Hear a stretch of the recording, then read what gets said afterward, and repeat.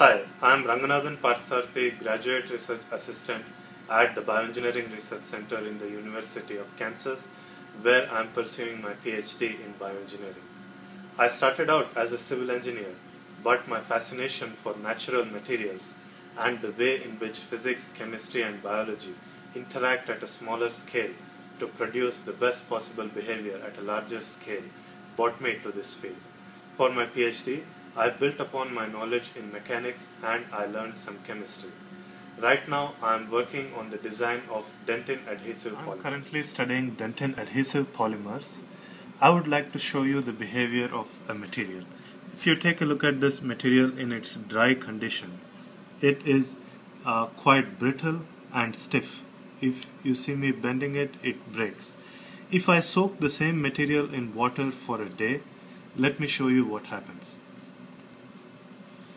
It becomes extremely rubbery. So there's something happening at a much smaller scale which is causing this phenomenon. So what was it that caused this material to become rubbery? Well, part of it has to do with the interaction of this material with water at a smaller scale. And this interaction depends on the chemistry of the material, which I am studying here by using spectroscopy.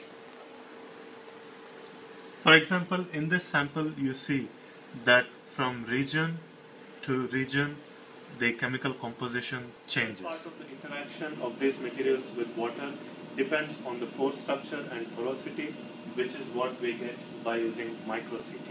All biomaterials such as cartilage in our knee, bones in our body, and stents used to expand arteries involve stimuli such as interaction with water and electricity. Conventional models cannot be used to explain such complex material behavior.